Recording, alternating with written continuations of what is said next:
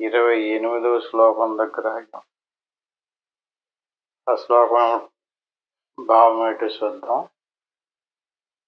సమం సర్వేషు భూతేషు తిష్టంతం పరమేశ్వరం వినశ్యంతం యః పశ్యతి స పశ్యతి. ఈ శ్లోకాన్ని వివరణ చేసుకునే ముందు ఎదరికెళ్ళి ఏదైనా ఒక శ్లోకాన్ని చూసుకుని వద్దాం. 22వ శ్లోకం ఏంటంటే, పురుష ప్రకృతిస్థో హి భుంక్తే ప్రకృతి జాన్గుణం కారణం గుణసంగోష సదసజ్జోని జన్మని. దానికి ముందు శ్లోకం, కార్యకారణకర్తృత్వే హేతు ప్రకృతి ఋషి పురుష సుఖదుఃఖానాం భోక్తృత్వే హేతు ఋషి. దానికి ముందు శ్లోకం, ప్రకృతిం పురుషం చైవ విద్యనాది ఉభావతి వికారాంచ గుణాంచైవ విద్ధి ప్రకృతి సంభవం. ఈ శ్లోకాలు బాగా మనకు స్పష్టంగా కంఠస్థమయ్యి దాని వివరణ కూడా బాగా తెలుసుకోవాలి. ఇప్పుడు 20వ శ్లోకాన్ని చూద్దాం. ప్రకృతిం పురుషం చైవ. ప్రకృతి పురుషుడు రెండు వ్యవస్థలు. ఈ రెండు కూడా విద్యనాది ఉభావతి, అనాది నుంచి ఉన్నాయి. మధ్యలో ఒకటి వచ్చినట్టు కాదు, ఆది నుంచి కూడా ఈ రెండు ఉన్నాయి, విద్యనాది ఉభావతి. అయితే ఈ రెండు వాటిల్లోనే ఒకటేమో నిరంతరము పరిణామం చెంది వికారాంచ గుణాంచైవ విద్ధి ప్రకృతి సంభవాన్ని. ఈ ప్రకృతి అనేటువంటిది ఏదైతే ఉందో అది నిరంతరము వికారం చెందుతూ పరిణామం చెందుతూ ఉంది. కారణం ఏంటంటే అది గుణాలతో కూడుకున్నట్టు. ప్రపంచం అంతా అంతే, ప్రతీది కూడా అంతే. ఏ వస్తువైనా సరే చూడండి. మళ్ళీ ఎదరికి వెళ్దాం. 27వ శ్లోకం, యావత్ సంజాయతే కించిత్ సత్వం స్థావర జంగమం. అంటే స్థావరం అంటే కదలదు, జంగమం అంటే కదులుతుంది. ఈ రకంగా విశ్వంలోని ప్రతి అణువు లాంటి ప్రతి పదార్థము కూడా, అణువు పరమాణువు కూడా యావత్ సంజాయతే కించిత్. ఈ రెండు వస్తువుల్లోనూ కూడా పురుషుడు ప్రకృతి రెండు ఉన్నాయి. మనలోనే కాదు, చీమలోను దోమలోను అన్ని వస్తువులను కూడా యావత్ సంజాయతే కించిత్. ఈ రెండు లేనిది కించిత్ ఏది కూడా లేదు. స్థావరము జంగమము, కదిలేది కదలంది. కదలలేని అన్ని చెట్లు మొదలైనటువంటి, కదిలే మనుషులు పశువులు ఇవన్నీ కూడా ఈ రకంగా రెండు వ్యవస్థలతో కూడుకుని ఉంది. ఈ రెండు వ్యవస్థలు ఒకదానికి ప్రకృతి అన్నారు, ఇంకో దానికేమో పురుషుడు అన్నారు. ప్రకృతి పురుషుం చైవ విద్యనాది ఉభావతి. అయితే ఈ ప్రకృతి లోపల ఉండేటటువంటి పురుషుడు ఈ ప్రకృతి ఎలాంటిది అన్నాడు ఇక్కడ 20లో, వికారాంచ గుణాంచైవ విద్ధి ప్రకృతి సంభవం. మనం పుట్టిన దగ్గర నుంచి నిరంతరము పరిణామం చెందుతూ వెళ్తుంది కదా. పరిశీలించి చూడండి, అందరికీ తెలుస్తుంది. ఇదేది తెలియలేనటువంటి విద్య కాదు. ఇలా నిరంతరము మార్పు చెందుతూ బాల్యము, కౌమారము, యవ్వనము, వార్ధక్యము, మరణంలోకి వెళ్ళిపోతుంది. ఏదైనా సరే ఈ సృష్టిలో సృష్టించబడింది అంటే అది అలా స్థిరంగా ఉండదు, నిరంతరము పరిణామం చెందుకుంటూ పోతుంది. అలా నిరంతరము పరిణామం చెందుకుంటూ పోయేటటువంటి వస్తువులో ఇంకొక వ్యవస్థ ఉందన్నాం కదా. ఏంటండి అది? పురుషుడు. ఇద్దరు అనాది నుంచి ఉన్నారు. ఈ ప్రకృతి ఏమో నిరంతరము పరిణామం చెందుకుంటూ పోతూ ఉంటే ఆ ప్రకృతిలో ఉన్నటువంటి పురుషుడు ఏమనుకున్నాడు? ఆ ప్రకృతి యొక్క పరిణామాన్ని అనుసరించి ఆ ప్రకృతి బాల్యంలో ఉన్నప్పుడు నేను బాలుణ్ణి అనుకుంటున్నాను, యవనంలోకి వస్తే నేను యవనస్తుణ్ణి అనుకుంటున్నాను, వార్ధక్యంలోకి వస్తే నాకు టైం అయిపోయింది, ఇంకా నేను ముసలోండి అయిపోయాను అంటున్నాడు. అంటే పురుష సుఖ దుఃఖానం భోక్తృత్వే హేతు. పరిణామం చెందేటటువంటి వ్యవస్థ ఒకటే, దానికి లోపలుండి పరిణామం చెందేటటువంటి వస్తువును తెలుసుకుంటూ, ఆ తెలుసుకుని దానికి సంబంధించినటువంటి సుఖదుఖాలు ఎవరు అనిపిస్తున్నాడు? ప్రకృతి అనిపించడం లేదు. ప్రకృతి సుఖదుఖాలు కలిగిస్తుంది. అందులో ఉన్నటువంటి వాడు సుఖదుఖాలు అనిపిస్తున్నాడు. పురుష చూడండి 21 కార్య కారణ ప్రకృతి. కారణం ఏదన్నా ఒక పని చేసామనుకోండి, ఆ పని చేయడానికి ఏదో కారణం ఉంటుంది. ఎక్కడికన్నా వెళ్తున్నాడంటే ఏదో కారణం ఉంటుంది. అలా ప్రతిదానికి కూడా కార్యము కారణం. కార్యం కనిపించేటప్పుడు కారణం కనిపించదు. కారణం కనిపించేటప్పుడు కార్యం కనిపించదు. ఈ కార్యకారణాలకి కర్తృత్వం ఉంది. ఎవడు కుదురుగా కూర్చోడు. ఏదో మాట్లాడుతుంటాడు, ఏదో చేస్తుంటాడు. నిరంతరము వస్తువు పరిణామం చెందుతుంది. వస్తువు లోపల ఉన్నటువంటి వాడు పరిణామం చెందేటటువంటి వ్యవస్థను చూసుకుని నేనే మారిపోయాను అంటుంటాడు. నేను ముసలోడిని అయిపోయాను అంటుంటాడు. నేను పడుచుతనంలోకి వచ్చేసాను అంటుంటాడు. ఈడు రాలేదు ముసలితనంలోకి, శరీరం వచ్చింది. అక్కడ మనం నిలబడి ఆలోచించి చూసుకోవాలి. ప్రకృతి మారిపోతుంటే మన స్వరూపం మారిపోతే మన స్వరూపమే మారిపోయింది అనుకోండి, మనం మారం. ఎప్పుడు కూడా స్థిరంగా శాశ్వతంగా ఉంటాం. స్థిరమైనటువంటిది అంచేత లోపల ఉన్నటువంటి ప్రకృతి పురుషుడు మారేటటువంటి వస్తువును చూసుకుని మారనటువంటి వాడు మారిపోయాను అనుకుంటే దాన్ని ఏమంటారండి? దాన్నే భావన అంటారు. అలాగెందుకు అనుకుంటున్నాడు? తెలియకపోవటం వల్ల. ఈ తెలియకపోవడాన్నే అజ్ఞానము అంటారు. అజ్ఞానం అంటే తెలియకపోవటం. ఎవరి గురించి తెలియకపోవటం? ఎవరి గురించో తెలియకపోవటం కాదు, మన గురించి మనకు తెలియకపోవటమే. ఊరందరూ గొడవ మనకెందుకండి? మన గొడవ మనమే చూసుకోవాలి. మన గురించి మనకు తెలియటం లేదు. మారే వస్తువును చూసుకుని మారినటువంటి మన స్వరూపాన్ని మర్చిపోయి మారే వస్తువు వైపు తిరిగిపోయి అదే నేను అనుకుంటాను. దీన్నే భ్రాంతి, లేక అజ్ఞానము, లేక అవిద్య అనేక పేర్లు ఉన్నాయి. అంచేత దాంతో తాదాత్మ్యం చెంది, తాదాత్మ్యం అంటే ఏంటండి? ఇప్పుడు దాకా మైకులు బ్రహ్మాండంగా పాటలు పాడేశారు. అంటే ఒక వస్తువును చూసి ఇంకొక వస్తువుగా తాదాత్మ్యం చెందడం. ఏంటిది? చీకట్లో తాడును చూసి పోమనుకున్నాం అనుకోండి, దాన్ని ఏమంటాం? రజ్జు సర్ప భ్రాంతి అంటారు దాన్ని. అక్కడ ఉన్నటువంటిది తాడైతే దాన్ని ఇంకొకలాగా చూసి భ్రాంతి చెందారు. అట్టి మాదిరిగా మన స్వరూపాన్ని మనకు తెలియకపోవటం వల్ల మన స్వరూపమును ఆవహించినటువంటి ఇంకొక వస్తువును చూసుకుని ఇదే నా స్వరూపం అనుకుని దాంతో తాదాత్మ్యం చెంది. తాదాత్మ్యం చెందేసి ఊరుకోలేదు, దాని మీద వల్లమాలని ప్రీతి. ఎవరు ఏమనకూడదు. పెద్ద కోపం వచ్చేస్తుంది ఏదన్నంటే. స్త్రీయైనా సరే పురుషుడైనా సరే, ఎందుకంటే అదే నేనని బాగా బలపడిపోయాడు కదా, బాగా మనసులో స్థిరపడిపోయాడు. ఇంక దాన్ని ఏ లోటు రాకూడదు, దాన్ని ఎవరూ ఏమనకూడదు. అందరూ కూడా దాన్ని గుర్తించాలి, గౌరవించాలి, పొగడాలి. అలా కోరుకుంటాడు అతను. అక్కడ ఏదన్నా ఒకవేళ పొగడకపోయినా గుర్తించకపోయినా నేను ఇంత గొంతుకు చించుకు చెప్పుకుంటుంటే మీరు ఎలా తీసుకుంటారా కట్ షూట్ అని చెప్పేసి అతని మీద తిరగబడిపోతాను. అంటే అతని నిర్ణయం అది. అందుకని ఈ రకంగా పురుషుడు తన స్వరూపమును వదిలేసి తన స్వరూపమును ఆవహించినటువంటి ప్రకృతి స్వరూపం వైపుకి తిరిగి దాంతో తాదాత్మ్యం చెందాడు.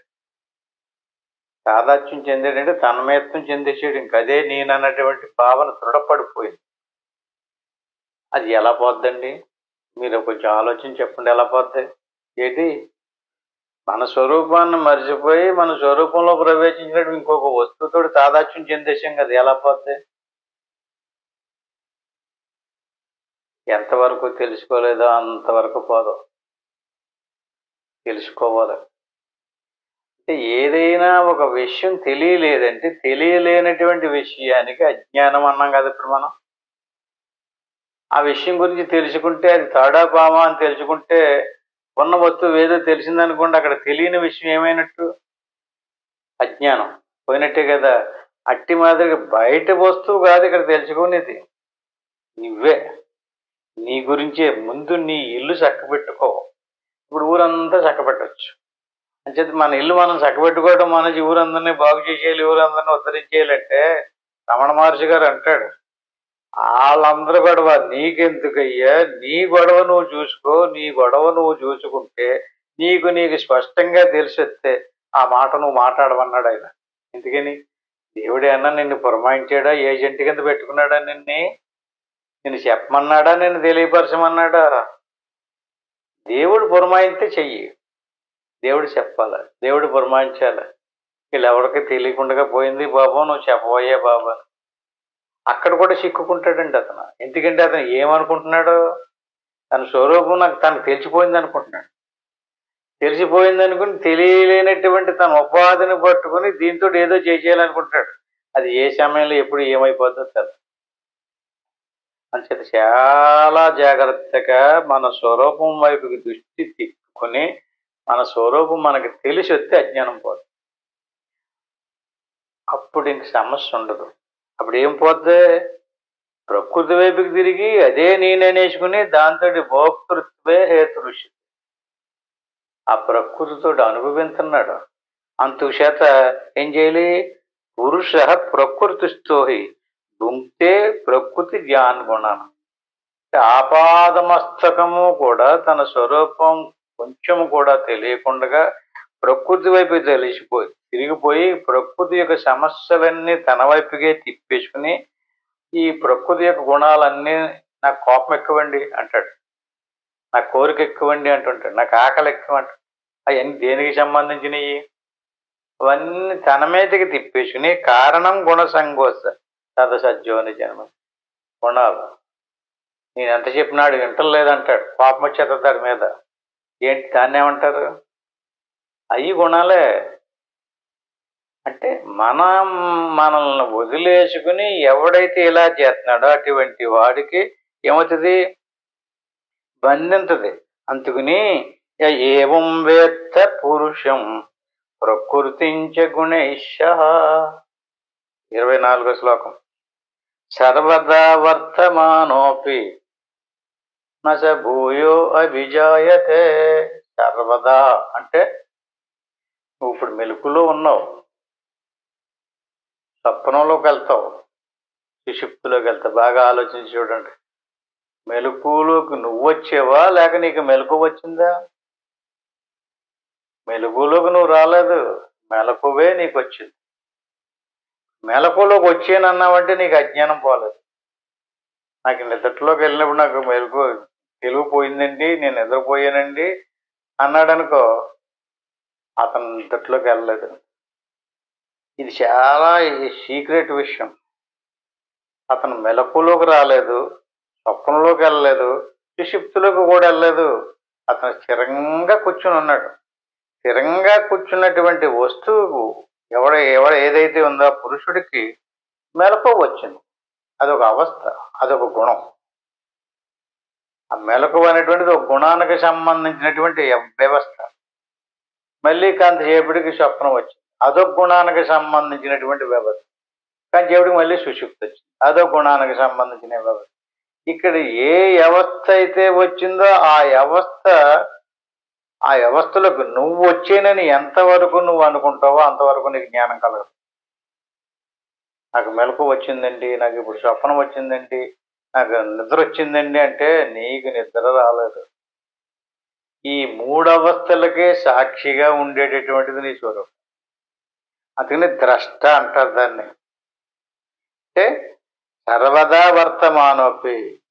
ప్రకృతి ఏమో నిరంతరము ఒకే స్థితిలో ఉండదు. కొంతసేపు మెలకులో ఉంది, కొంతసేపు స్వప్నంలో ఉంది, కొంతసేపు సుషుప్తిలో ఉంది, మళ్ళీ మెలకులోకి వస్తుంది, స్వప్నంలోకి వస్తుంది. ఇలాగ పుట్టిన దగ్గర నిరంతరం వెళ్తూనే ఉంది.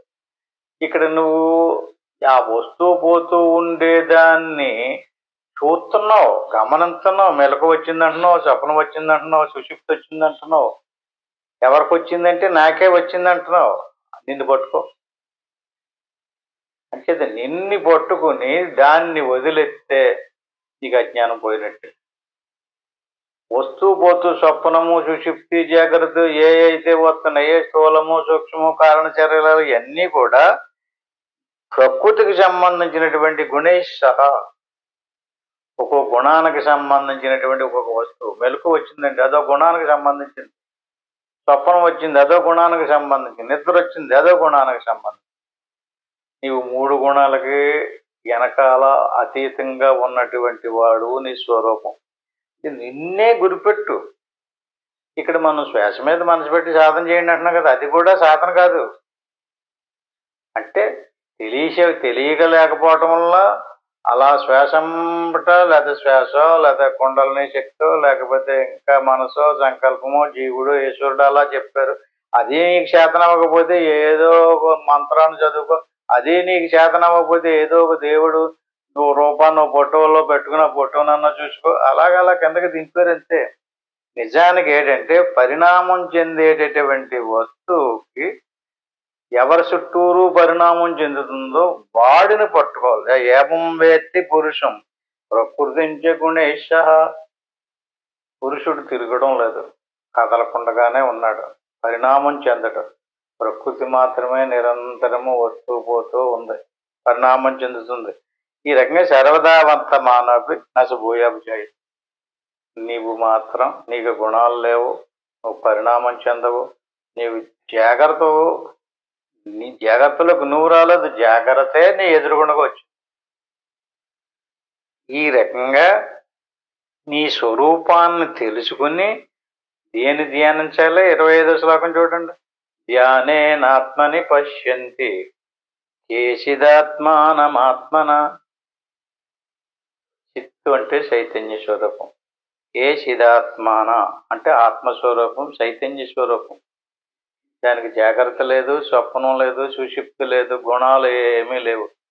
నిత్య సత్యమైనటువంటి సచ్చిదానంద స్వరూపం. ధ్యానేనాత్మని పశ్యంతి, దాన్నే చూడంటున్నాడు 25వ శ్లోకం. ధ్యానేనాత్మని పశ్యంతి. ఇన్ని గొడవలేటి? ఈ అన్ని గొడవలు నీకెందుకు? దేశాన్ని ఉద్ధరించేవు, నీ వల్ల అవ్వదది. ఎందరో మహాత్ములు సృష్టి ఆది నుంచి ఎంతంత శ్రమ పడ్డారండి. ఏమైంది? దేవుడు అవతారాలు ఎత్తొచ్చినటువంటి వాళ్ళు ఎన్నెన్నో సాధించి వెళ్ళారు. ఎక్కడ నిలబడింది? మనుషులందరూ కూడా కుక్క తోకల్లాటోళ్ళు. ప్రతి మనిషికి కూడా రకరకాల స్వభావాలు, రకరకాల గుణాలు. ఇక్కడ ఇంతమంది కూర్చున్నాం కదా, మా ఇంతమంది ఒకే గొడుగు కిందకు వచ్చాం కదా, ఒకే చెట్టు నీటికి వచ్చాం కదా, మన అందరి స్వభావాలు ఒకటే? అస్సలు కాదు. ఎవరి గుణం వాళ్ళదే, ఎవరి స్వభావం వాళ్ళదే. అదేంటి అలాగెందుకు మారిపోతున్నాడు అతను? ప్రకృతి వైపుకి ఎందుకు తిరిగిపోతున్నాడు? ఇంతలా చెప్పినా కూడానే తన స్వరూపాన్ని పట్టుకుని ఎందుకు గంట సేపు కూడా ఉండలేకపోతున్నాడు? ప్రకృతి వైపుకి తిరిగిపోయి ప్రకృతితో తాదాత్మ్యం చెందేస్తున్నాడు. ధ్యానేనాత్మని పశ్యంతి కేశిదాత్మానమాత్మన. నీ ఆత్మ చైతన్య స్వరూపం, చిత్తు ఆనందం, సచ్చిదానంద స్వరూపం. కేశిదాత్మానమాత్మన. సత్తు చిత్తు ఆనందమే నీ ఆత్మ యొక్క స్వరూపం. దాన్ని తెలుసుకో, దాన్ని పట్టుకో. అలాగ నీ చేతన అవుతులేదు కదా, నీకు రావడం లేదు కదా. అందుచేత అన్యే సాంఖ్యేన యోగేన. అన్య అంటే అది తెలియక, అది పట్టుకోలేక. అన్యులు అంటే వేరే వేరే రకరకాల మార్గస్తులు. సాంఖ్య యోగములోను కర్మయోగంలోను ఇలా రకరకాలుగా. కొంతమంది పారాయణలు అంటారు, కొంతమంది పూజలు అంటారు, కొంతమంది యజ్ఞాలు అంటారు, కొంతమంది యాగాలు అంటుంటారు. రకరకాలుగా అభ్యాసం చేయించమంటారు. ఎవరాళ్ళు? తన స్వరూపాన్ని పట్టుకుని ఉండలేనటువంటి వాళ్ళు. చూడండి, అన్యే సాంఖ్యేన యోగేన అంటే ఆత్మస్వరూపాన్ని తెలుసుకుని ఆత్మస్వరూపంలో లేనటువంటి వాళ్ళు. మన విశ్వాన్ని ఒకసారి పరిశీలించి చూడండి. హిమాలయాలలో వందలాది వేలాది మంది యోగేశ్వరులు ఉన్నారు. అలాగే ఇక్కడ కూడా సిద్ధి పొందినటువంటి సిద్ధ పురుషులు ఎందరో ఉన్నారు. మీరు పూర్తిగా మీ మనసునికి దాటి లోపలికి వెళ్తే అనేక మంది మహాత్ములు దిశానిర్దేశం చేస్తూ కూడా మనకి సలహాలు ఇస్తుంటారు. వాళ్ళందరూ దేశాన్ని ఉద్ధరించేయడానికి ఎందుకు పూనుకోవట్లేదు? చేశారు, చెప్పారు వాళ్ళు. ఆ చెప్పినంతసేపే వదిలేసిన వెంటనే మళ్ళీ చూడండి, కుక్కతోక వివేకానందుడు అన్నాడు. ఆయన కుక్కతోకని సాగదీసి పట్టుకున్నంతసేపే నిబ్రంగా ఉంటుంది. వదిలేసిన తక్షణం చుట్టబడిపోతుందట. అట్టి మాదిరిగా మనుషులందరూ రకరకాల స్వభావాలతో కూడుకున్నారు. అంచేత వాళ్ళు ఏంటంటే ఆత్మధ్యానం చేయలేక, ఆత్మలో నిలకడగలిగి ఉండలేక అన్యులు వేరే వేరే మార్గాల ద్వారా సాంఖ్యయోగమని, కర్మయోగమని, యోగ మార్గమని, ఇలాది ఇంకా పారాయణలని, పూజలని, ఇలా ఇది భగవద్గీతలో 8వ అధ్యాయం చివరి శ్లోకాన్ని ఒకసారి గుర్తు చేయండి. వేదేషు యజ్ఞేషు తపస్సు శైవ. చూడండి, అందరికి వచ్చేసింది కదా. వేదేషు అంటే వేదాలు పారాయణం చేయటం కదా, వేదాధ్యయనం పారాయణం చేస్తుంటారు చక్కగా, వేద పారాయణం. మరి భగవద్గీత పారాయణం ఇంకా గురుగీత పారాయణం లాంటివి కాదు, వేదమే డైరెక్ట్గా పారాయణం. వేదేషు ఎందుకు పారాయణం చేస్తారండి? పుణ్యం అంటే మన మతం కదా, మన శాస్త్రం కదా, పుణ్యం వస్తుందని. వేదేషు యజ్ఞేషు, యజ్ఞాలు చేస్తుంటారు కొంతమంది. కొంతమంది దానేషు, దాన ధర్మాలు చేస్తుంటారు. వేదేషు యజ్ఞేషు. కొంతమంది అయితే భార్య పిల్లలను వదిలేసి శరీరాన్ని శుష్కింపజేసుకుని ఉపవాసాలుండి, ఈ రోజు నేను ఇది తిన్నాను, ఈ రోజు అది తిన్నాను, నేను ఈ రోజు మంచిలు తాగను, ఈ రోజు అన్నం తిన్నంటూ కూడా రకరకాలుగా శరీరాన్ని శుష్కింపజేసుకుని తపస్సు చేస్తుంటారు. వేదేషు యజ్ఞేషు తపస్సు చేయవ దానేషు యత్పుణ్య ఫలం ప్రతిష్టం. ఈ రకంగా దాన ధర్మాలు ఎన్ని చేసినటువంటి వాళ్ళు అందరూ ఉద్దేశంలోనే ఏదో పుణ్యం వస్తుందనే కదా. ఈయన ఏమన్నాడు? ఆ పుణ్యం ఎంత, చీమతలకాయ ఎంత, అది నువ్వు పెద్ద పుణ్యం అనుకుంటున్నావేమో, కాదు. మరి ఫలం ప్రతిష్టం అత్రేది సర్వమిదం విదిత్వ యోగి పరం స్థానం ఉపైతి. యోగి అంటే సాధన చేసేవాడని కాదు అక్కడ దాని అర్థం. జీవుణ్ణి ఈశ్వరుడిలో కలిపినటువంటి స్థితికి యోగము అని పేరు. అలాగ ఎవడైతే చేశాడో అటువంటి వాడికి వచ్చినటువంటి పుణ్యం వీళ్ళకి ఎవరికి రాదు. వాడు పొందిన స్థానాన్ని వీళ్ళు ఎవరో పొందలేరు. అంచేత ఆత్మజ్ఞానం చెయ్యి, ఆత్మనే పట్టుకో, ఎన్ని దారులు వదిలేయి, అవన్నీ నీకు అక్కర్లేదు. నీవు పట్టుకోవాల్సింది ధ్యానేన ఆత్మని పశ్య. ధ్యానం చేసినటువంటి పశ్యంతి అంటే ధ్యానంలోనే ఆత్మను చూడగలరు, వేరే మార్గంలో ఆత్మ సాక్షాత్కారం కాదు. చేత ఈ రకంగా ఎవడైతే కేశదాత్మానం ఆత్మ సచ్చిదానంద స్వరూపమైనటువంటి ఆత్మస్వరూపాన్ని తెలుసుకుంటాడు, పొందుతాడు. అంచేత అన్యత్యేవ మజానంత శృత్వాన్యభ్య ఉపాసతే తేపి శాతి ధరంతేవ మృత్యుం శృతి పరాయణ.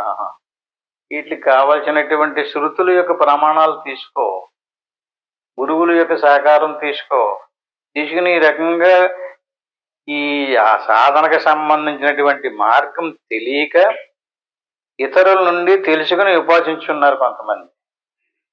అంచేత నువ్వు తెలుసుకున్నావు కదా, దాన్నే పట్టుకో. మిగతా ఎన్ని యావత్ సంజాయితే కించిత్ తత్వం తావర జంగమం. ఇప్పుడు చెప్పుకున్న 5 శ్లోకాలు తావరము జంగమము ఇవన్నీ కూడా కించిత్ కూడా అన్నీ కూడా ప్రకృతి స్వరూపమే. కాకపోతే ఇంకొక విశేషం ఏంటంటే అండి, ప్రకృతి స్వరూపంలోని మనం చేసేటటువంటి పుణ్య కర్మలను అనుసరించి జ్ఞానము యోగము చేసినటువంటి దాన్ని బట్టి మన శాస్త్రం కొంచెం సత్వగుణ సముదాయంతో కూడుకున్నటువంటి శాస్త్రం అవుతుంది. కొంతకి రజోగుణం పాళ్ళు ఎక్కువ ఉన్నటువంటి శాస్త్రం అవుతుంది. కొంతమందికి వాళ్ళ శరీరం తమో గుణంతో ఎక్కువ పాళ్ళు ఉన్నటువంటి శరీరం అవుతుంది.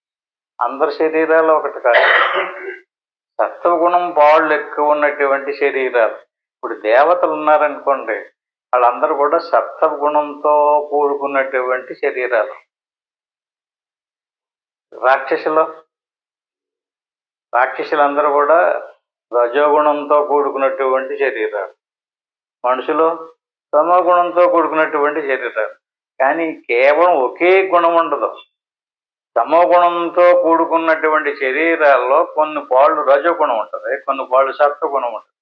కొంతమందికి సత్వగుణం పాళ్ళు ఎక్కువగా ఉండే శరీరం వచ్చేనా దాని లెక్కలు వేరేగా ఉంటాయి. రజోగుణం ఉన్నటువంటి పాళ్ళు ఎక్కువ ఉంటే అది ఇంకోలా ఉంటుంది. అదే తమో గుణం పాళ్ళు ఎక్కువ ఉంటే ఇక అంత చెప్పి నేను అడుగుతున్నాను. అదే రజోగుణం పాళ్ళు ఎక్కువ ఉన్నదనుకోండి, కుదురుగా కూర్చోవడం, తిరుగుతానే ఉంటాడు, అందరినీ తిప్పేయాలనే చూస్తుంటాడు. అదే తమో గుణం వాళ్ళు ఎక్కువ ఉన్నాయనుకోండి, ఆడు ఇంకొకటి మాట వినడం, వాడు పట్టుకున్నదే. ఈ రకంగా శరీరమే కాదు, మనసే కాదు, ప్రాణమే కాదు. ప్రాణం నిజానికి రజోగుణం, మనసు సత్వగుణం, శరీరం తమోగుణం. కానీ ఆ శరీరంలో కూడా ఈ 3 గుణాలు ఉంటాయి. అలాగే ప్రాణంలో కూడా 3 గుణాలు ఉంటాయి, మనసులో కూడా 3 గుణాలు ఉంటాయి. అంటే సత్వగుణం పాళ్ళు పెరిగి కొద్ది వేరేగా ఉంటుంది వస్తువు. సౌమ్యంగా శరీరం సత్వగుణం పాళ్ళు ఎక్కువ ఉందనుకుంటే అతని శరీరాన్ని చూసినప్పుడు సౌమ్యంగా కనపడదు, కాంతివంతంగా కనపడదు. అయితే ఏ వస్తువైనా సరే, ప్రతి వస్తువు యావత్ సంజాయితే కించిత్, 3 పాళ్ళు కలిసే ఉంటాయి. ఇప్పుడు మనం ఏదన్నా వంట చేసి కొంచెం ఉప్పు ఎక్కువైంది అన్నారు అనుకోండి, ఉప్పు పాళ్ళు ఎక్కువైంది. కారం ఎక్కువైందంటేనా దాని పాళ్ళు ఎక్కువైంది. అంటే ఎంత ఉండాలో కారం అంతే ఉండాలి, లేదా ఎంత ఉప్పు ఉండాలో అంతే ఉండకుండా ఉప్పు ఎక్కువైనా కారం ఎక్కువైనా దాని రుచి తేడా వస్తుంటుంది కదా. అట్టి మాదిరిగా మన శరీరంలో కూడా ఈ ఉప్పు పాలో లేదా కారం పాలో ఎక్కువ అవుతుంటుంది అనమాట. అలాగే మన మనసులో కూడా అంతే సేమ్. మన మనసులో వీళ్ళకి రజోగుణం పాలు ఎక్కువ ఉందనుకోండి మనసులోని, వాడికి సుఖం ఉండదు, నిత్యము మనసు ఆలోచనలు చేస్తానే ఉంటుంది. సత్వగుణం పాళ్ళు ఎక్కువ ఉన్నటువంటి మనసు ఉందనుకోండి, ఎలా చెప్తే అలా గ్రహించగలుగుతాడు, ఎక్కడ పెడితే అక్కడ పట్టుకుని ఆగుతాడు. అదే తమో గుణం పాళ్ళు ఎక్కువ ఉన్నటువంటి మనసు ఉందనుకోండి, ఎంత చెప్పినా ఎన్నాళ్ళు చెప్పినా సరే అతను పట్టుకోవడం మారడం సరికదా, చెప్పినప్పుడు అతనికి కుండిపట్లు వచ్చేస్తాయి. అంటే మొత్తం మీద శరీరాలు 3 కూడా, స్థూల సూక్ష్మ కారణ శరీరాలు 3 కూడా ఒక్కొక్క గుణం పాళ్ళు ఎక్కువ తక్కువ ఎక్కువ తక్కువ, కూరలు పువ్వులు కారం ఎక్కువ తక్కువలు అయినట్టుగా యావత్ సంజాయితే కించిత్ సత్వం స్థావర జంగం. ప్రతి వస్తువు గుణాలతోటే కూడుకున్నది. ఈ 3 వ్యవస్థలు కూడా ప్రకృతి స్వరూపమే. ఇంత లోపల ఉన్నటువంటి వాడు క్షేత్రజ్ఞుడు. క్షేత్రజ్ఞ సంయోగాత్తు. ప్రకృతి అనేటువంటిది క్షేత్రజ్ఞుడు లేకుండా ఉండదు. క్షేత్రజ్ఞుడే కనుక లేకపోతే ప్రకృతి జడం కదలదు, ఏమో ఆలోచించదు. ప్రతి క్షేమం పాకుతుందంటే అందులో క్షేత్రజ్ఞుడు ఉన్నాడు. దోమ పుట్టిందంటే దాంట్లో క్షేత్రజ్ఞుడు ఉన్నాడు. ఈ రకంగా క్షేత్రజ్ఞ సంయోగ. అలాగే సృష్టి ఉందనుకోండి, స్త్రీ పురుషుల యొక్క సంయోగం లేకపోతే సృష్టి లేదు. స్త్రీని క్షేత్రం అన్నారు, పురుషుడిని క్షేత్రజ్ఞుడు అన్నారు. ఆది నుంచి కూడా, అనాది నుంచి కూడా సృష్టి అంతా కూడా క్షేత్రజ్ఞ సంయోగా తద్విద్ది భారతర్షులు. సృష్టి అంతా కూడా అంతే, 2 వస్తువుల యొక్క కలయికతో ఏర్పడుతుంది. ఈ రెండింటి వస్తువులలోనే లోపల ఉన్నటువంటి వాడు గుణాలు లేనటువంటి వాడు, ప్రకృతి గుణాలతో కూడుకున్నటువంటి. ఈ రకంగా సమం సర్వేషు భూతేషు తిష్టంతం పరమేశ్వరం. అంటే ఈ క్షేత్రము క్షేత్రజ్ఞుడు అన్నాం కదా, ఈ రెండాటిల్లోనూ క్షేత్రం ఉంది, క్షేత్రజ్ఞుడు ఉన్నాడు. ఇప్పుడు మన శరీరంలో క్షేత్రము క్షేత్రజ్ఞుడు, క్షేత్రజ్ఞుడినే జీవుడు అంటారు. దీనికి లోపల ఇంకో వ్యవస్థ ఉంది, అదే ఇప్పుడు మనం కనిపెట్టాలి. నిదానంగా నింపాదిగా ఆలోచనారహితమైనటువంటి సంకల్పరహితమైనటువంటి స్థితిలోకి వెళ్ళి ఈ అన్ని శరీరాల్లోనూ కూడా క్షేత్రము క్షేత్రజ్ఞుడు లోపల ఉన్నటువంటి ఇంకొక వ్యవస్థ పరమేశ్వరుడు. దాన్ని మనం గుర్తించాలి. సమం సర్వేషు భూతేషు తిష్టంతం పరమేశ్వరం. తిష్టంతం అంటే ఒకప్పుడుండి ఒకప్పుడు లేకుండా ఉండడు. మెలకువలో ఉన్నప్పుడు ఉంటాడండి, నిద్రపోయినప్పుడు పోతాడండి అంటే లేదండి. అంటే మనలో 2 రకాల చైతన్యాలు ఉన్నాయి. శుద్ధ చైతన్యం పరమాత్మ, జీవ చైతన్యం. ఆ జీవ చైతన్యాన్ని క్షేత్రజ్ఞుడు అంటున్నాం మనం. అంటే మనం సాధనలోకి వెళితే తప్ప ఈ జీవుని దాటం. జీవుడు అంటే ఏంటి మనకి మీకు చాలా స్పష్టంగా తెలియాలి. ఇప్పుడు సపోజ్ మనసు ఉంది కదా, సత్వగుణంతో నిర్మితమైంది అంటున్నాం కదా. సత్వగుణంతో నిర్మితమైనటువంటి మనసులో బ్రహ్మము యొక్క ప్రకాశం ప్రతిబింబిస్తుంది. అలా ప్రతిబింబించినటువంటి ప్రతిబింబానికి జీవ ప్రకాశం అని పేరు. అంటే మన అర్థంలో మన ముఖం కనపడితే ఎలాంటిదో మన మనసులో ఉన్నటువంటి తెలివికి జీవుడు అని పేరు. కానీ మనసును దాటిన తర్వాత ఆత్మ. ఎన్ని జ్ఞానాలు ఉన్నాయి? ఆత్మజ్ఞానము, ఇంకా ప్రతిబింబ జ్ఞానం అని. దీన్నే చిదాభాసుడు అంటారు. ఇలాంటి చిదాభాసుడే ఈశ్వరుడు. ఇదేంటి చిదాభాసుడే ఈశ్వరుడు? పురాణాలన్నీ కూడా వర్ణించినటువంటి దేవతలు అవతారాలు ఎత్తారు, ఆ పనులు చేశారు, ఈ పనులు చేశారు అని చెప్తున్నారు కదా. ఎవరతను? అతను చిదాభాసుడే. పరమాత్మ కదలడు, సచ్చిగాత్మ కూడా కదలడు. అక్కడి నుంచి ఇక్కడికి, ఇక్కడి నుంచి అక్కడికి గుర్రాలకి ఏనుగుల మీద ప్రయాణం చేసినటువంటి వాడు కాదు. ఎంత సమం సర్వేషు భూతేషు, అందరిలోని కదలకుండగా ఉండేటటువంటి స్వరూపం ఒకటి ఉంది. అదే పరమాత్మ స్వరూపం. పరమాత్మ స్వరూపానికి దేనితోటి సంబంధం లేదు, కదలిక లేదు, మార్పు లేదు, పరిణామం లేదు. ఆ పరమాత్మ యొక్క ప్రకాశం మనసులో ప్రతిబింబించింది. అంటే మనసులో ప్రతిబింబించినటువంటి ప్రతిబింబానికి, మనసు లోపల ఉన్నటువంటి ప్రత్యేకాత్మకి, మూడిటికి కూడా జీవుడని పేరు. అదేంటండి అంటే జీవుల్లో సత్యమైంది ఏది? కదలకుండగా, మార్పు చెందకుండగా ఎప్పుడూ ఉండే స్వరూపానికి ప్రత్యేగాత్మ అని పేరు. అంటే ఇప్పుడు మనకి మనసు వచ్చింది, తెలివి వచ్చింది. మనసు వచ్చినప్పుడు తెలివి వచ్చింది కదండి. ఎలా వచ్చింది అంటే ప్రత్యేగాత్మ ఎప్పుడూ ఉంటుంది, మనసు ఎప్పుడు ఉండదు. ఒకప్పుడు ఉంటుంది, ఒకప్పుడు పోతుంది.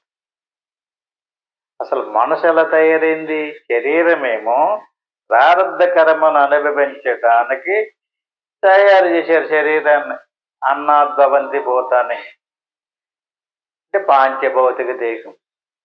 లోపల ఉన్నటువంటి మనసు ఉంది కదా, అలా తయారవ్వలేదు, అది సృష్టించబడలేదు. పంచతన్మాత్రలతో నిర్మితమైంది. అందుచేత మరణంలో నశించదు అది. ఆ సూక్ష్మ శరీరమే ఖండాంతరాలలో, లోకాలలో అన్ని తిరుగుతూ ఉంటుంది. పుణ్యం చేసుకుంటే స్వర్గలోకానికి, పాపం చేసుకుంటే నరకలోకానికి సుఖ దుఃఖాలు అనిపిస్తూ ఉంటుంది. ఆ సూక్ష్మ శరీరమే మళ్ళీ ఏదో ఒక స్థూల శరీరంలో ప్రవేశించదు. ఎక్కడెక్కడ రుణానుబంధం ఉందో ఆయా క్షేత్రంలో ప్రవేశించదు కదా. అంటే అలాంటి జీవుల్లో ఆత్మ ఉంది, ఈశ్వరుడిలో కూడా ఆత్మ ఉంది. ఈశ్వరుడిలో ఉండేటువంటి ఆత్మకి పరమాత్మ అని పేరు, జీవుల్లో ఉండేటువంటి ఆత్మకి ప్రత్యేకాత్మ అని పేరు. ఇప్పుడు ఈ మూడంటిలోని మనకి శరీరం ఉంది, ప్రాణం ఉంది, మనసు ఉంది కదా.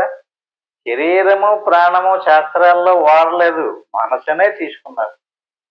మనసును తీసుకోండి. మనసులో ఏముంది? తెలివి ఉంది, ఆత్మ కూడా ఉంది. మనసుని తెలివిని పక్కన పెడితే ఆత్మస్వరూపం ఎప్పుడూ ఉండేది. ఈ ఆత్మ సమం సర్వేషు భూతేషు అన్నిటిలోనే ఉంది. ఇప్పుడు ఈ సూక్ష్మ శరీరం ఉంది కదా, ఈ సూక్ష్మ శరీరంలో మనిషి వాని పూర్వజన్మలో చేసినటువంటి కర్మఫలాలను అనుసరించి ఒక్కొక్కడికి ఒక్కొక్క సంస్కారం, ఒక్కొక్క రకమైన స్వభావం ఏర్పడింది.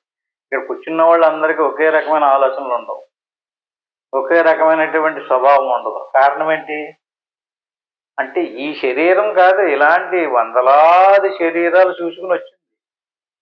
ప్రతి శరీరంలోనూ అన్ని రకాల కర్మలో చేసి సుఖ దుఃఖాలు అనిపించుకుంటూ వచ్చింది. అవన్నీ పాముకొని ఉంది.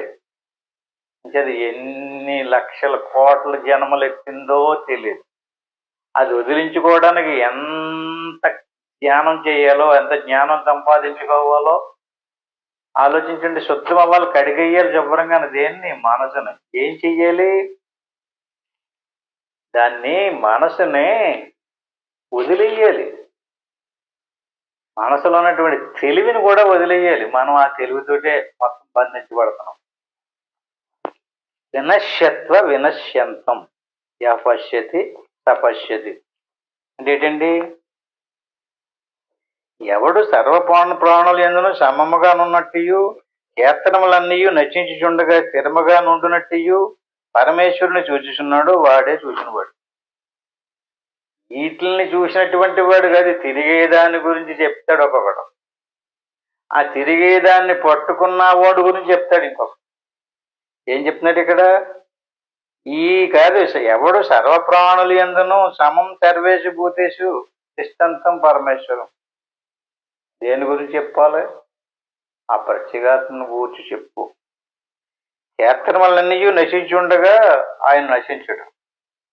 సూక్ష్మ శరీరం ప్రయాణం చేస్తుంది, ఇంకో శరీరంలో ప్రవేశిస్తుంది. సూక్ష్మ శరీరం కాదు, ఆ సూక్ష్మ శరీరంలో ఉన్నటువంటి తెలివి కూడా కాదు. సూక్ష్మ శరీరం ప్రయాణం చేస్తుంది, స్థూల శరీరం నశిస్తుంది. ఆత్మకి వెళ్ళడము రావడము లేదు. చాలా మంది అనుకుంటారు ఆత్మ కూడా ప్రయాణం చేస్తుంది, లోకాలకు వెళ్తారు. కరెంటు పోయిందనుకోండి, బల్బు ఆరిపోతుంది. కానీ బల్బు పోయింది, కరెంటు పోలేదు, ఎలగదు. ఎందుకని? కరెంట్ ఉంది కదా, బల్బు కూడా ఉంది కదా, మరి ఎందుకు వెలుగుతులేదు? అందులో ప్రాణం పోయింది. అట్టి మీదగా శరీరంలో ప్రాణం పోతే శరీరం పడిపోతుంది. ప్రాణము, జ్ఞానేంద్రియాలు, కర్మేంద్రియాలు, అంతరేంద్రియాలు కలిపే సూక్ష్మ శరీరం. అంచేత నువ్వు సూక్ష్మ శరీరాన్ని కూడా దాటాలి. సూక్ష్మ శరీరం సాధనలో నిలబడాలి, ఏకాగ్రతగా కదలకుండగా. దాన్నే మనసుని ఏకాగ్రతగా ధ్యానం చేయమంటారు కదా. మనసు ఏకాగ్రతగా ధ్యానం చేసినప్పుడు స్వరూపం కనపడదు. నీరు కదిలేటప్పుడు అందులో చంద్రుడి ప్రతిబింబం కదులుతున్నట్టు కనపడదు. ఎప్పుడన్నా చూసారా మీరు? నీరు కదులుతుంటది కదా, చేల్లో నీరు పెట్టేటప్పుడు గట్రా చూడలేదు. నూనెలోని, చెంబులోను, బిందులోని నీరు కదిలితే అందులో పడ్డ ప్రతిబింబం కదులుతుంటది. చూడండి, ప్రయత్నం చేసి చూడండి. కదులుతున్నటువంటి ప్రతిబింబం నిజానికి ప్రతిబింబం కదులుతలేదు, చంద్రుడు కదులుతలేదు, ఆకాశంలో ఉన్నటువంటి చంద్రుడు కదులుతలేదు, మనము కదులుతలేదు. సరిగ్గా చూడండి, ఏది కదులుతుంది అక్కడ? నీరు కదులుతుంది. నీరు కదులుతుంటే ఏది కదులుతున్నట్టు కనపడుతుంది? చంద్రుని యొక్క బింబం కదులుతున్నట్టు కనపడుతుంది. అట్టి మాదిరిగా సృష్టి అంతా కదులుతలేదు. ఆ లోపల ఉన్నటువంటి వాడు ఈ సృష్టి కదులుతుంటే లోపల ఉన్నవాడు కదులుతున్నాడు, చచ్చిపోడు, వెళ్ళిపోడు, మళ్ళీ వచ్చాడు అంటుంటారు. దీనిని బట్టి చెప్తున్నాం మనం. ఇది నిరంతరము వస్తూ పోతూ ఉన్నాడు.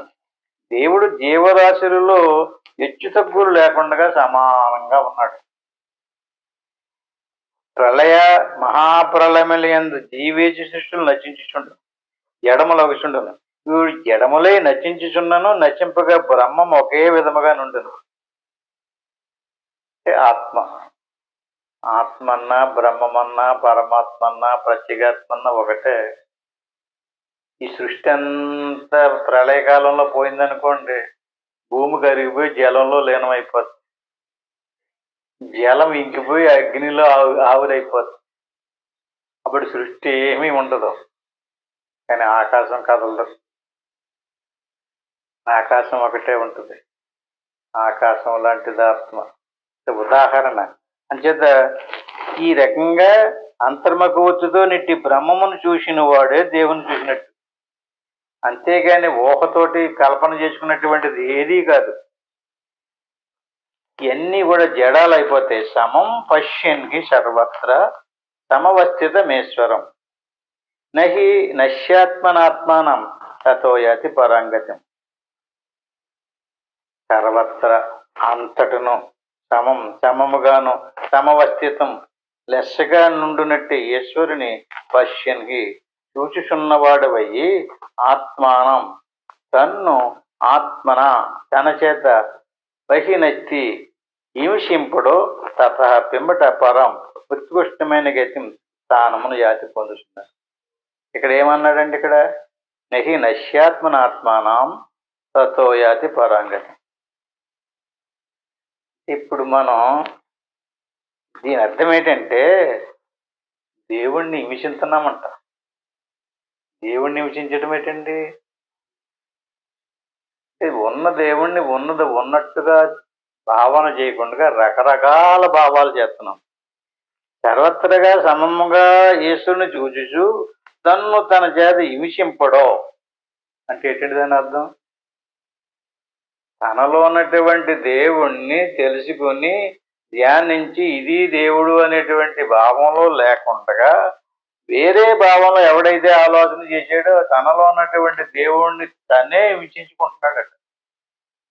సమం పశ్యని సర్వత్ర సమవస్థితమీశ్వర. ఇలా ఉన్నటువంటి దేవుణ్ణి నహి నశ్యాత్మనాత్మనం. ఉన్న వస్తువుని ఉన్నది ఉన్నట్టుగా, ఉన్న దేవుణ్ణి ఉన్నది ఉన్నట్టుగా ఊహించడం లేదు. ఆ దేవుడికి రకరకాల కల్పన చేసేసి అన్యాయం చేసి పాడేశారు కవులు. మరి ఇలాగ ఎందుకు చేశారు అంచేత ఇంతకీ ఏంటి, ఎవడైతే దేవుడు ఉన్నట్టుగా ఉన్నవాడిని ఉన్నట్టుగా ఎవడైతే చూస్తాడో చూడండి, తన్ను తన చేత హింసింపడు. తనను తన చేత హింసింపడు. దేవుడిని హింసించడం ఏంటండి? ఎలాగున్నాడో అలా చూడకుండా అతడే పిదప ఉత్కృష్టమైన పరాగతిని పొందుతున్నాడు. ఉన్నవాణ్ణి ఉన్నది ఉన్నట్టుగా తెలుసుకోవటమే శాస్త్రం యొక్క సిద్ధాంతం. దాన్ని ఉన్నది ఉన్నట్టుగా తెలుసుకోక వేరే విధానంగా ఆలోచనలు చేసినటువంటి వాడు అవిద్యకు చిక్కుట, అపరాప్రకృతికి చిక్కుట. ఇక్కడ కొంచెం బాగా ఆలోచించాలి. అవిద్య మాయ, అపరాప్రకృతి పరాప్రకృతి. మనం సోహం, నేను ఇది కాదు అది నేను అనే భావంలో అలా శ్వాసను గమనిస్తూ ఉన్నారనుకోండి, ఆ అవిద్య లేక అపరాప్రకృతి పరాప్రకృతిగా మార్పు చెందిద్దట. ఎవరికైతే పరాప్రకృతిగా మార్పు చెందిందో అప్పుడు సోహంభావం నిలిచి బ్రహ్మపదమును నడుచుట పరాప్రకృతి ఎందు ప్రవేశించు. ఇప్పుడు మనం అవిద్య ఎందు ప్రవేశించున్నాం. అవిద్య ఎందు ప్రవేశించి ఉండడం వల్ల నేనేదో గొప్పవాడిని, నేను ఎలా చెయ్యాలి అలా చెయ్యాలి, నేను దానం చేశాను, ధర్మాలు చేశాను, గుళ్ళు కట్టాను, గోపురాలు కట్టాను అంటుంటాడు కదా.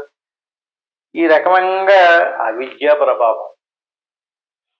అంటే అవిద్య నుంచి విద్యలోకి విద్యాంచ అవిద్యాంచ యత్ వేద వైగుంస అవిద్య మృత్యుందిత్వ అవిద్య అమృతత్వం అశ్నుతే. అంటే అవిద్య నుంచి విద్యలోకి మారాలి. విద్యలోకి మారాలంటే ఎలా మారతాడండి అంటే సోహంభావంలో మనసును ఏకాగ్రతగా నిలిపితే అవిద్య మాయగా మారుతుంది. అంటే మాయనే విద్య అంటారు, పరాప్రకృతి అంటారు. దేవుడి సర్వవ్యాపి ఏకరీతిగా ఒకేలాగా ఉన్నాడు. జాడ గురునిచే నిరిగి ప్రయాణం అనురించినచో నెవరైనను దేవుని చేరి ముక్తులవుతుంది. స్త్రీల పురుషుల వీళ్ళ వాళ్ళని లేదు, గురు ఉంచడం ఒక్కటే అర్హత. అంతేగాని వీడు తెలివైనడండి, వీడు తెలుగు తగ్గువాడండి, వీడు పొందలపోడు, ఆడు పొందలపోడు అంటే ఈ అర్హత అంతా ఏంటండి? గురి పెట్టడం ఒక్కటే అర్హత. వాడు చక్కగా గురి పెట్టాడు, వీడు గురి పెట్టలేక ఏదో వాగుతున్నాడు, అంతే తేడా. గురి పెట్టలే ఖచ్చితంగా గురి పెట్టడమే అవిద్య పరాప్రకృతిగా మారుతుంది. ఈ రకంగా ఇట్టి ఈశ్వరుని అంతర్ముఖూర్తితో మాత్రమే చూడాలి, ఇంక దేని వల్ల చూడలేడు. ఎవరైతే తనలోని దేవుని నిరిగి దేవుని యందు లీనము కాలేదో వాడు ఆత్మహంతకులని శాస్త్రం చెప్తుంది. ఈయన కూడా అదే చెప్తున్నారు. అంటే వీడు ఉన్న వస్తువుని ఉన్నది ఉన్నట్టుగా చెప్పకుండా వేరే వేరే విధానంగా చెప్పడం వల్ల ఏమయ్యాడు ఇతను? ఆత్మహంతకుడు అయ్యాడు. అంటే తనలో ఉన్నటువంటి ఆత్మస్వరూపాన్ని చంపుకున్నాడు అంతే. జన్మ వచ్చింది, మణి జన్మ వచ్చింది, చక్కగా తెలుసుకున్నాడు. తెలుసుకోవలసినటువంటి దాన్ని తెలుసుకోలేదు. తెలుసుకున్నటువంటి వాడు జీవించినట్టు, తెలుసుకోలేనటువంటి చచ్చిపోయినట్టు. మళ్ళీ చచ్చిపోయిన తర్వాత మళ్ళీ ఏం మణి జన్మే వస్తుందని నమ్మకం ఏంటండి? ఏమో ఎలాంటి జన్మ వస్తుందో తెలియదు కదా. అంచేత కనుక ఆత్మను ఆత్మచేతనే ఎరింగి ఆత్మయందు లీనమైన వారు ఆత్మహంతకులు కారు. ఇది హిందూ మతం, సనాతన మతం అంటున్నాం కదండి. ఇంతకీ మన మతం బోధించినటువంటి బోధ ఏంటి? ఆత్మను తెలుసుకోవాలి, ముందు ఆత్మను ధ్యానించాలి. ధ్యానేన ఆత్మని పశ్యన్. ఆ రకంగా ధ్యానం చేసి ఆత్మను ఎవడైతే తెలుసుకున్నాడో, తెలుసుకున్నటువంటి వాడు ఆత్మలో లీనం అవ్వడం ఏంటండి? ప్రకృతి బహిర్ముఖ వృత్తిలో లీనం కాదు, అంతర్ముఖ వృత్తిలోకి తిరిగినప్పుడే అంటే అలా ఏకాగ్రతగా ఉండినప్పుడే మనసు పూర్తిగా మౌనం అయిపోతుంది. ఏకాగ్రతలోకి వెళ్ళిపోతుంది. ఏ ఆలోచన లేనటువంటి స్థితిలోకి వెళ్ళిపోవడమే లీనమవ్వడం అంటే. ఇప్పుడు మనసు ఎన్ని విధాలుగా పోతుంది కదండి. మరి సాధనలో ఉన్నప్పుడు మనసు నాకు తెలకుండా పోయింది అంటున్నారా? ఎందుకు పోతుంది అలాగా? మరి బహిర్ముఖంగా పొమ్మనండి, పోదు కదా. అంటే లోపలికి తిరిగితే మనసు ఆలోచనించదు, శరీరం తెలియబడదు, ఊపిరి ఆడుతుందో లేదో తెలియబడదు, పాలు చెయ్య కదపలేడు, మాట్లాడలేడు, చూడలేడు. ఏమవుతున్నాయి ఇవన్నీ? లీనమైపోతున్నాయి కదా దేవుళ్ళకి. ఇది ప్రత్యక్షంగా కనపడుతుంది కదా. ఈ రకంగా ఆత్మయందు లీనమైన వారు ఆత్మాంతకులు కారు. ఇట్టి ఆత్మానము గలవారే మహాకారణమునందలి పరాప్రకృతిని పొంది తద్వారా కైవేల్యమున ప్రత్యేక్ భిన్న బ్రహ్మమును పొందుతారు. వారి ఇంకా జనన మరణాలు ఉండవు, వాళ్ళు బ్రహ్మమే. అది ముక్తి అంటే. ఈ రకంగా ప్రకృతి వశ కర్మాణి క్రియమాణాన్ని సర్వశ యహ పశ్యతి తదాత్మనం అకర్తారం న పశ్యతి. ఈ శ్లోకం వచ్చే వారం చెప్పుకుందాం. ఇంతతో ముగించుకుందాం. అది ఓం తత్. ఆత్మబంధువులరా, భగవద్గీతలో ప్రతి శ్లోకము కూడా యథార్థమైనటువంటి విషయాన్ని తెలుసుకోమనే చెప్తుంది. యథార్థమైనటువంటిది దేవుడు. దేవుడు కానిది జగత్తు. జగత్తు దేవుడు కాదు. జగత్తుతో తయారైనటువంటి వస్తువు కూడా దేవుడు కాదు. అంచేత ఆ దేవుడిని తెలియాలంటే ఎవరైనా సరే అంతర్ముఖ వృత్తికి తిరిగితేనే దేవుడు తెలుస్తాడు. అంచేత ఇప్పుడు మనం కూడా కొంతసేపు అంతర్ముఖ వైపుకి తిరుగుదాం. ఏం చేయాలి? అంతర్ముఖ వృత్తి అంటే చక్కగా ప్రశాంతంగా కూర్చుని గురురు బ్రహ్మ గురురు విష్ణు గురురేవ మహేశ్వర గురువు సాక్షాత్తు పరబ్రహ్మ తస్మై గురువే నమః. దీని గురుమంత్రం అంటారు. దీన్ని ఒకసారి అనుకోవాలి. ఓం నమ శివాయ. ఇది పంచాక్షరి మంత్రం. దీన్ని 3 సార్లు అనుకోవాలి. ఆ పని ఏమి అనుకోకుండా అలా వస్తూ పోతూ ఉండేటటువంటి శ్వాసను గమనిస్తూ ఉండటమే సోహంభావ ధ్యానం.